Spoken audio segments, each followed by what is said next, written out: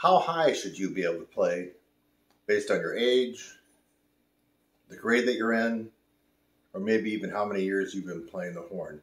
That will be the discussion today in our trumpet lesson. And it's very interesting. Over the years, I get lots of comments that kind of go like this. Hey, I'm in 10th grade and I can play a high C. Is that good? Or what's another one? I just started playing trumpet and I'm able to get an E at the top of the staff. Is that any good? So that's the way that people tend to ask the question. And they say, is that good? So I always get a kick out of that. So we're going to have a discussion today, and these are going to be ballpark averages. Mainly based on my observation over quite a long time of teaching and playing. And even myself, and I'll give you some exceptions. So the first exception to what I'm going to be talking about would be my own son. If you search my channel, you'll notice that I'm sitting out on the balcony in my San Francisco apartment, and I'm testing out a new horn. It's actually not a new horn. It's a whatever it was. It was a vintage horn. But I'm playing outside the fire escape, and you hear, if you listen carefully, you'll hear some in the background that's kind of helping me out with the filming, and that was my son. That particular year, 2012, he turned 10, and I got him excited about getting into band, and I've got him a horn and everything, and I gave him a couple of lessons. The first time he picked up the horn, he messed around with it, and he was able to go up to an E. Now, it wasn't the best quality E, but it wasn't a squeak. I mean, it had some meat on the bone. I was shocked. I mean, I just couldn't believe it. I had him start off on a G. This note. G or are two perfect notes for any beginner that has never touched the horn. So he played that so easily, I said, well, can you go a little higher? And he kept going up until finally he got to the E, and he was really turning red and pressing it hard. But it came out kind of loud. I just shook my head. I thought, that's incredible. Unfortunately, now my son seemed to have some natural talent, maybe even more than me, but he didn't dig the horn. So I think his 5th grade year, he played through one semester of band and music class and then ditched it. That was pretty much it. At that time, he was really into baseball. And what else? He got on football a little bit, so he's more into athletics. But he just had the natural ability that I didn't have. To put that in perspective, I didn't have that strong of a high E until maybe midway of my junior year in high school. Can you believe it? I'm not joking. I mean, that was a strong high E he played. And I was about 16 and a half years old before I had an E that would come out that good. Okay, so let's start at the beginning. Maybe I'm going to talk kids for right now, not beginning adults. But maybe you're in 4th grade, 5th grade, 6th grade. Maybe you're a late bloomer and you're in 7th grade. And you're probably between the ages of 9, maybe 8, but probably 9 up to maybe 12 or 13. Let's call that the beginner, maybe almost intermediate range. But let's just say that you're a beginner at one of those stages and you just picked up the horn. So I think your first note should be, that you should be able to play, should be a G. That's the second line G near the bottom of the staff. I think every human has the natural musculature to be able to play that, be able to play a lot higher. Now, all of you have the ability to play the G right above the staff, or sitting on top of the staff. All of you naturally have the strength to play that, but the reason that you would not be able to do that at the beginning might be because your technique would be off. But natural strength for a normal human, as a beginner, you would have the strength to be able to play the G right above the staff. But I don't want you to fret or worry or get disconcerted about that. That's going to come easily. But for right now, if you're just starting band, here we are. We're almost into August 2022, so band might be starting for you. Maybe you're starting for the first time. Anyway, so if you could play a G in the bottom of the staff, second line, you could play a C, You're doing good. Now, if you can get an E, that's just one note above the C, almost near the top of the staff. I would say you're doing a little bit above average. This is for a pure beginner and someone in the age range. Now, adults are different. For example, an adult male who's 35 years old is going to start, well, he's just naturally going to be a little bit stronger. Bigger lungs, bigger muscles, bigger throat, bigger everything. So you can't compare a beginning 35-year-old male to a 9-year-old girl, for example, that's just starting. The anatomy is just too different. So we're talking about kids right now. Okay, let's move up the ladder. So you're not a beginner, but you've been playing for a couple of years, and you're wondering how well you're doing. So let's say that you're an 8th grader in a middle school, which would put you at the top of the class, or maybe you're an 8th grader in junior high, or let's also call it a 9th grader in junior high. So that means you're still in the lower level school. You're not in the high school, because they do have some 9th graders that are not in junior high that are part of the high school program. We're not talking about that, because when you're a 9th grader in the 9 through 12 program, you tend to be pulled more and pushed. So you might actually do a little bit better. But if you're at the top of your class as an 8th grader in middle school or a 9th grader in junior high, I would say, based on my experience, if you could play a G or an A, you're doing really good. And how do I know that? Because that's kind of where I was at. And as an 8th grader, 9th grader, I was a 9th grader at Hawkins Junior High in Hendersonville, Tennessee. I also went to Knox Doss Junior High, and I was an 8th grader there in band. And so my range kind of hung out right around there. G, maybe A, but not always a usable A in a piece. But I mean, I could make it sound decent for a little bit. That actually carried me through some solos, some concerts. I made, what did they call it back then? All Middle Tennessee Mid-State. I think they call it Mid-State. Tennessee Mid-State Band. It's not All-State, it's Mid-State. So it's kind of a little area right around there, Middle Tennessee area. That's Nashville, and then you drop down to Murfreesboro, and, you know, kind of right around. You have to look at the map. You know, I haven't been there for quite some time, but that's what it was. And so in 9th grade, I had a pretty decent G, maybe an A. I would say that A wasn't always there, but it sounded pretty good. Now, in my own private practice, at that time, I remember I could hit the high C, but it wasn't usable, and it sounded kind of like...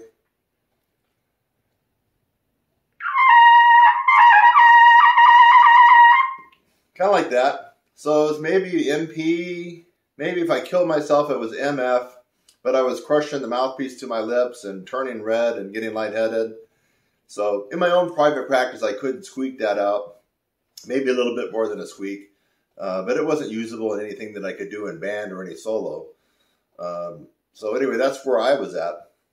And I've noticed along the road that I've taught different people, that seems to be kind of right around the average. You know, if you're in 9th grade, you probably can hit an F or a G or an A, and you're probably doing pretty good. Now, there have been some exceptions.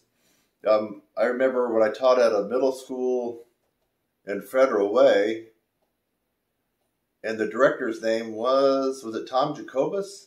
Dang it. I can't remember now. Geez, it's been so long ago. We're talking like 30 years ago. I think there was a band director, if you're from the Federal Way, Washington area, Seattle area, and you know the name Tom Jacobus. Now, he may not even be alive, because I believe back then, I think he was late 40s or early 50s. So that's 30 years ago. So he may not be around anymore. But I remember there was a kid in either 8th or 9th grade there, like somewhere right around there, who was actually able to get up to D's and E's as a 9th grader, 8th grader, or 9th grader, which was very, very unusual, not typical. So anyway, that's I'm telling you right now, if you're an 8th or 9th grader and you can play a nice, pretty sounding G, full sounding, pretty, in tune, right on top of the staff, maybe an A, you're actually doing pretty good. Maybe average or a little bit above average. You're holding your own. Okay, let's move up to high school. So the high school, there's quite a spectrum in the ranges of high school. Average players, and let's just say slightly advanced. I'm not going to go to your real advanced players like I got to be when I got to start making all-state, and really, I'm self-taught when it comes to my high range. We're not going to go into all that, but I did do kind of a quest to find out. I remember this is back before internet. I did a quest to find out who could help me with my high notes, and there really was nobody that I found that specialized in the upper register of the trumpet. So I started messing around on my own and came up with a lot of things that helped me out. So going back to where you might be, let's just say that you're 16 years old and you're about ready to start your junior year this year. Let's just say right now. It's summer of 2022. We're almost in August. You're probably going to be starting band here in a week or two, maybe band camp or some extra band stuff. Yeah, you're basically starting school in 2 weeks and you're 16 years old or almost 16. You're going to be a junior. If you could be hitting a decent high C, B flat, B natural high C, I would say you're doing pretty good.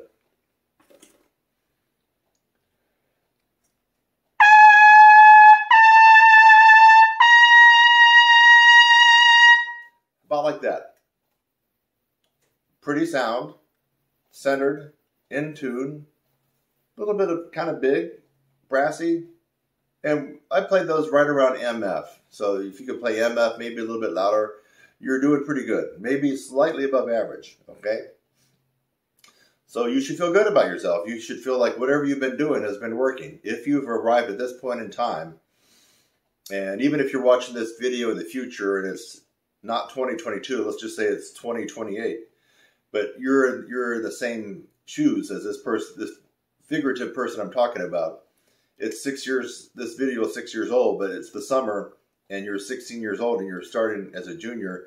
It still applies. This is kind of universal. If you can play and have a B flat, B natural, or high C, you should feel pretty good about what you've been doing because what you have been doing has been working for you. Okay, so you should feel pretty proud. That's a good range. You can play quite a lot of repertoire. That would also mean that your endurance is pretty good for a lot of band pieces. Unless you get into an audition-only type of wind ensemble in your high school. Now, a lot of high schools don't have that second band. They'll have a concert band. They have the marching band, the concert band, and maybe the pep band. Some of them may have a jazz band. My school didn't have a jazz band. So I didn't really know anything about jazz, even just the playing of it, until I got into college, which kind of handicapped me a little bit, but I made up for it that first year because I ended up practicing like 6 hours a day. No, that doesn't include rehearsals. I got to the belly of the Clement building, where all the practice rooms were underneath the stage and everything, and I would get there 5:30, 6 o'clock, and for the most part, I'd be practicing there till 11, sometimes midnight, with some breaks. And so that freshman year, I about killed myself, but I made up a lot of lost ground. So back to our discussion on range and age and where you should be. So, okay, I just mentioned that about the audition-only wind ensemble, or let's say symphonic band, something like that. If you have one of those and there's advanced players in that, then we're going to change the range a little bit. So let's just say that you're a senior, you're about ready to start your senior year in high school, and your high school is a bigger high school, and it does have that audition-only wind ensemble band. Or maybe it's not audition, but your band director kind of has to pick you and allow you to be in that band, something like that. And then you do a chair test to see where you are. So that's going to be a more vigorous and higher level band to be in. The caliber of music typically will go up to 4 or 5s and maybe even some 6s, but definitely hanging around grade 4s and 5s. Some pretty tough music, and maybe sprinkling in every now and then some grade 6 music. You will definitely have some high C's to play. Now the thing about it is, you have to have more than a high C range on your trumpet to be able to play those because of the endurance factor. So you might say, oh, I already have the high C, no problem. Well, in some of these pieces, you play constantly, especially if you're doing a march or something like that. But you're playing constantly, and you don't have a lot of break, and then at the end you might have to hold out 8 measures of high Cs or something like that. So you can't just have a high C. You have to have a higher range than that to be able to play those notes. So I would say if it's the summer before your senior year, and you're more of an advanced player, let's just say you're 16 or 17, somewhere right around in there, maybe 18, but somewhere right around there, and you're getting ready to start your senior year of school, and you're kind of an advanced player, and you're going to be going into the top band at your school, you probably should have a strong D or E. So D or E.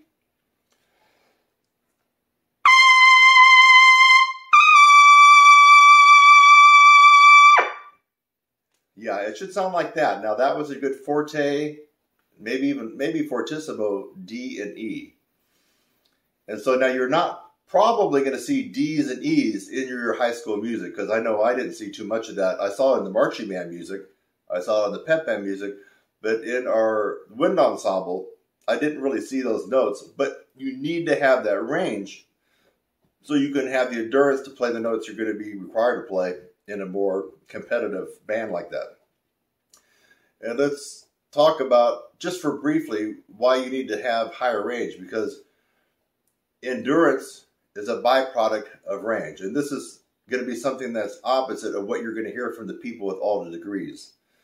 So, for example, if you're in Middle Tennessee and you're studying with whoever it is that's the trumpet professor at Vanderbilt, I'm confident they're going to tell you the opposite. They're going to tell you just to practice more.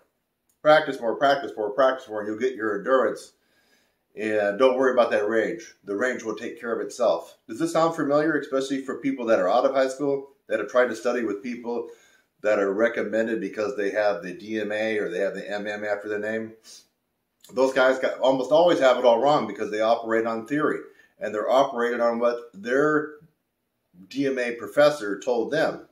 So these guys operate on theory. They don't really operate on the fact that they can actually step out and play a truly difficult high note solo and make it sound good, because they don't do it. They sit there and count rests in the symphony. If they play in the symphony, they count rests. If you're, let's just take this theoretical example of a trumpet professor, but if I went and double checked, it's true. Whoever that is right now at Vanderbilt University or Belmont, if they're principal trumpet in the National Symphony, I guarantee you they count more rests than they play. You need to be a good rest counter. And what they do play is not going to be anything taxing. A little fanfare this, a little fanfare that, a couple of whole notes, that's it. So when they tell you, don't you worry about the range, little Johnny. It'll take care of itself. You need to practice more if you want good endurance. That's 100% wrong. You need to increase your range over the tessitura of the music that you play to have a big jump in your endurance. And to put it another way, if I was hiring you to come play in my band tonight, and I said we're playing a 4-hour gig, 45 minutes, 15-minute break, 45 minutes, 15-minute break, I want you to come in, but guess what? Here's the kicker. The highest note that you got to play is a low C. Could you do it? Are you going to worry about endurance? Are you going to worry about your face falling off after 4 hours of playing? You are not going to worry about endurance. Why? Because endurance is a byproduct of range, and your range is surely 2 octaves higher than that low C. Now, you get me now? Is it starting to come up here in your brain? Are you waking up? Put away the chatter that you've heard from these people with these advanced degrees that really don't know what they're talking about. If I want you to play in my band tonight and the highest note is a low C, you can do it. And the reason you can do it is not because you're practicing 10 hours a day. The reason you could do it is because your range is so much higher, and endurance is a byproduct of range. That's it. Now, let me hold the hand of these guys that have spent all the time in the library and doing research. You know who I'm talking about. These are the MM guys, the DMA guys. and they haven't spent much of their time playing. In fact, ask some of them to be honest, and they will be on. The honest ones will tell you if they have any regrets about getting their DMA, it's the fact that they didn't get to play too much. They spent a lot of time researching and writing. The honest ones will tell you that. So they didn't spend a lot of time on this. Now, you do actually have to have some playing time on your horn. Just because you can pop out a high C doesn't mean that you can play forever on any note below that. So I would also like to add this to that equation. I like to be able to at least have a parallel comparison. So for example, if I have a 2-hour rehearsal and I know all the range is only going to go up to high C, but I have a double C, I'm good with that. But I still would like to have him practicing 2 hours a day. You know, that just makes sense, right? So if you have an hour concert for your Christmas concert, you can look at the schedule when you get into band and you're in high school, or just say you're in college, but you have a Christmas concert coming up. You know what it is, you see it, and that you know that your part that you're going to play, you're going to be in there for probably about 45 minutes. So at the very least, you should be solidly, never missing, practicing 45 minutes to an hour every day. In addition to having your range way above what's required in the pieces that you will play. I promise if you do that, you're going to be good to go. Your chops won't fall off. You won't have any problems. So use that formula. And that most of us pros don't have the luxury of just playing for 45 minutes. Usually it's going to be a couple of hours. And usually if you get wedding gigs, they don't go for a couple hours. They always go close to 4 hours. It just seems that's just been my experience. They start at 10 and go to 2. They start at 9 and go to 1. And you play for 45 minutes and you get off for 15. So there you need to have built up 3 to 4 hours of practice every day. And your range surely needs to be 5 steps higher than whatever you're going to be playing on that gig.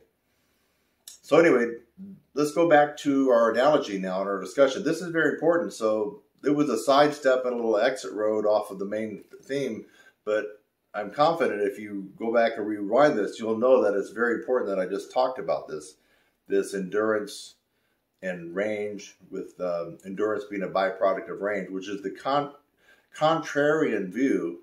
I'm probably in a very small camp of people, maybe I'm the only one, that really knows that this is the way it works. And your people with your advanced degrees who don't really play too much on this, or they play in the orchestra and don't play hardly at all, they spend their time counting rests and looking at their phone and stuff. No, those people don't know. So let's move on. Now you're into college.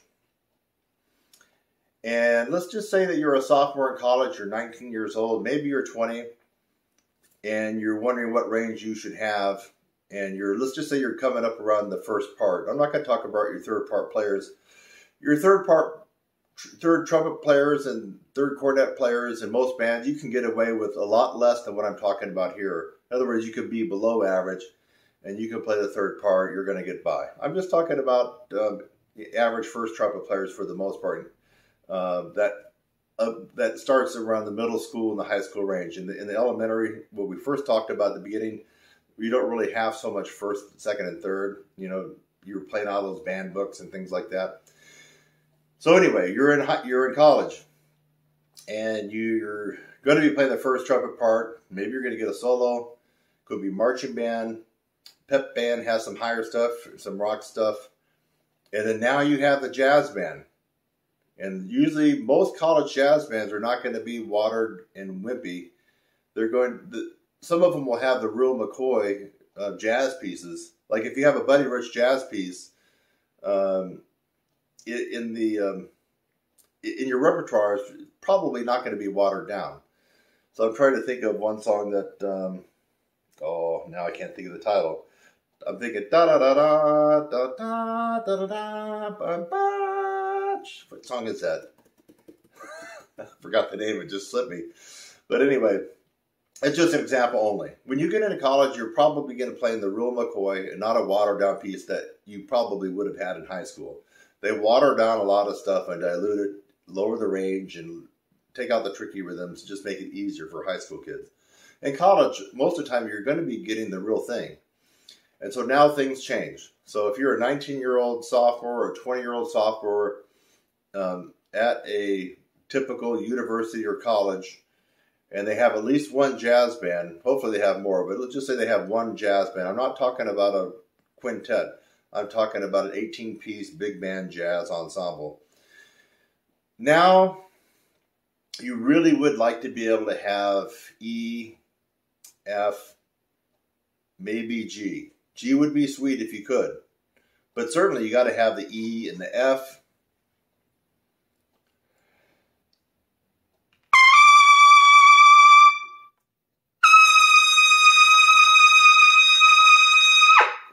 So E and F, if you had that, you'd be doing pretty good. There's a lot of pieces that do have the E's and the F's that you're going to be able to make pretty good use of. Some of those charts that you're going to encounter do have the double G, so you could probably take that down if you can't get the double G to come out. But by and large, if you're a 20-year-old, in fact, if you're 20s and you're a sophomore, you may not even be having the lead part. You might have a 22 or 23-year-old senior who's able to do all that. So, but if you had a nice solid E and an F, and you're 19, 20, sophomore in college, and you like playing the first trumpet part, I would say you're doing pretty good. You're doing pretty good. Let's move on now to probably the most advanced player at the college level, and this could be your senior who's 21, 22, 23, or it could be someone that's in your school that's getting their master's in music ed or master's in performance, or their DMA, Doctor of Musical Arts, but they're still there. I mean, maybe they're playing in the jazz band or the top jazz band at the school. So I'm talking about those players.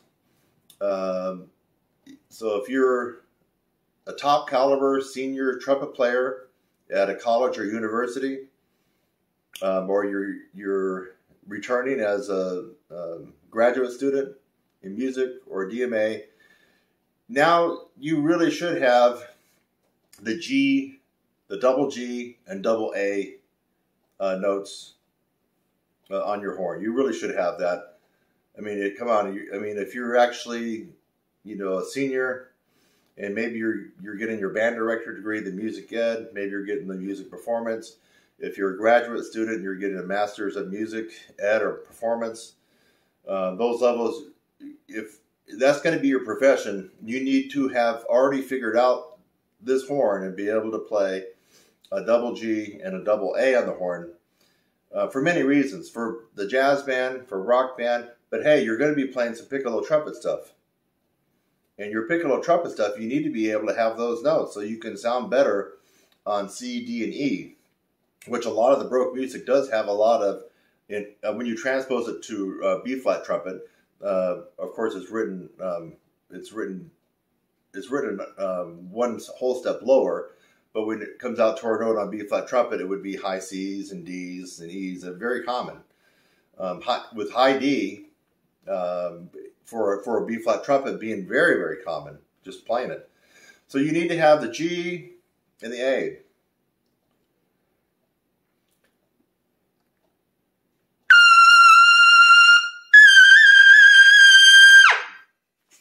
Double G and double A. And the way I just played it, I would be confident to say that's a good FF. Fortissimo double G and double A. And I don't know if you know this, but I've been talking all this time and I haven't been playing. I actually didn't warm up before playing. And so I'm just pulling these right out of the air. So not like I'm testing out the notes or seeing for intonation. So, but anyway, I'm just letting you know that these notes are probably not going to come out perfect. And then I'm recording on my phone, so I don't have my trusty little Neumann TLM 103 to make everything sound more authentic. Everything's being filtered through the little cheap microphone on my phone. So it's probably not going to come out with the greatest quality, but anyway, you should be able to figure out that it was pretty loud. So that's pretty much it. Now, so we've kind of reached the other end of the spectrum. We started off, 9-year-old, 10-year-old, 11-year-old, 12 beginners where they should be. And now we've arrived at the other end of the spectrum where you need to have a solid bass. I mean, if you're going to be an example to other people, other younger players, people with at a level lower than you, you have to have that good example of doing everything on the horn. But the best example you can have is to have achieved a strong embouchure. And a lot of people put the cart before the horse, and they'll have their technique down, and they're able to play different etudes, and they can do this and that, but they don't have any range. And as far as I'm concerned, for the most part, those people have failed. There are the exceptions. Let's take Chet Baker. I would say he's an exception. His range really sucks, but he was just a kind of a jazz genius, so he made up for it that way. But I guarantee you, you're probably not Chet Baker, and you probably don't have that natural gift that he had, and so you have to have the range on the horn. Okay, you have to have the range on the horn. Let's see what else. So that's pretty much it, folks. Now, if we want to talk about adult beginners and adult players that haven't been in school or comeback players, you need to just take what I said and kind of ratchet it up just a little bit. If you're an older player who hasn't played in a while but you're coming back, you can take these averages and maybe add a note to each one to come out with what you should have. So I've had some comeback players start the course and they can't play a G without passing out. I mean, I'm talking about a high G that sits right on top of the staff. I mean, it sounds almost unbelievable, right? But there are people out there that are 65, 70, 75, 80 that have started my comeback player course, and it's just like, I mean, if you held a gun to their end and told them to play higher than a G, they couldn't do it. So I don't know why that is. It's got to be technique. It's got to be you're on the wrong equipment. Maybe they have health problems. So there's some of these things that we just talked about get skewed when it comes to comeback players. So most of the comeback players I've had tend to have been very weak when they come back. Their range tends to be very, very weak. Weaker than what is typical for the levels we just talked about. So weaker than a ninth grader, for example, in school. And I don't know exactly all the reasons behind that, but health might be one. Maybe their health has deteriorated. They didn't touch their horn for so many years, 30 years, 40 years, 50 years. They're playing on crappy equipment, so mouthpiece too big. So there you have it. I hope you enjoyed this discussion, and I feel that there's a lot of value in here. If you felt that you gained some value out of this discussion, and you can kind of see where you fit in, maybe this motivated you a little bit. Maybe you're just a little bit under some of these averages, and you'd like, you know what, Kurt kind of prodded me a little bit. I think, okay, I'm a top high school player, senior, and I don't quite have that high CD. I'm going to work on it. I'm going to really try to get it up there. I hope that's what happens, that this kind of motivated you a little bit.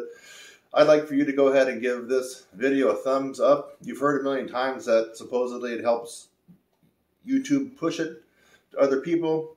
They push it to other people, and of course I made this video for free. I want YouTube to push it to other people so they will see it, and then of course you'll see my website down in the link below, TrumpetSizzle.com. And I would want you to go there and see if there's something in there that you think might actually help you. I'm quite confident I have something on my website that would help you, whether it's just lessons with me, whether it's just me reviewing some of your videos, I can do that, or whether you want to get involved in the quite a myriad of courses that I already have. And most of these courses are very proven by hundreds and hundreds of other people that have come before you. So also, what we just talked about should have generated an interesting dialogue with people watching it. So I'd be interested to hear your take on it. I like neutral to positive comments. If you're a troll and providing a lot of hatred and vitriol, I'll probably delete you. But if you want to leave a comment and you disagree slightly, or you disagree and you want to kind of frame it in something realistic and just polite, I'll leave your comment on. On the other hand, if you agree and you think what I said rings true, then go ahead and leave that. So leave a comment below about what you just heard in this video. Let's see what else. And then, yeah, there's a couple little buttons there. If you want to help support this channel and this video, you can add a little cha-ching. That helps go a long way for someone who tends to work most of the time for free. If you look at all the videos, I got over 2,000. They were all done for free, folks. So, yeah, it's kind of like the starving trumpet player and starving artist syndrome here.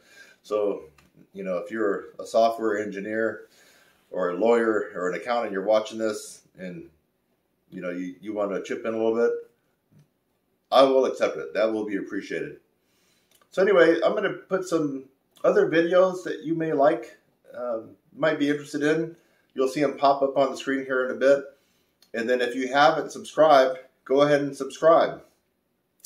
One benefit is I've been making these posts too, not a video. There's a community section where I can make a post, an announcement. You may want to see some of those. So if you subscribe, you'll get notification when I make a post or put something I think is important. And of course, you'll get the heads up for new videos that I'm going to do. So Kurt Thompson, trumpet player. The site is TrumpetSizzle.com. TrumpetSizzle.com. If you're in a generous mood and you want to help save music and you want to contribute to our society, I do run a nonprofit called Trumpet Champions. The website is trumpetchampions.org. Trumpet Champions with an S.org.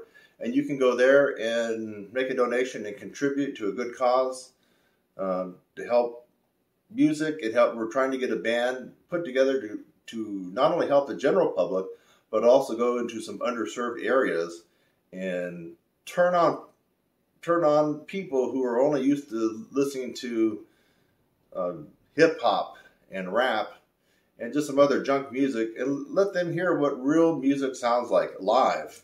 So that's part of our mission for trumpetchampions.org. But if you're in the generous mood and you want to help out, that would be also appreciated. All right, it's summer of 2022, and today, it is supposed to be a hot one. What are we? It's Wednesday, the 20th, July 20th, 2022, and they're calling for 105 degrees. We've had a heat wave this summer. It's been hot, so I hope that you are enjoying your summer. Or if you're watching this during the winter, I hope you're enjoying building your snowman. I'll see you in the next one. Bye-bye for now.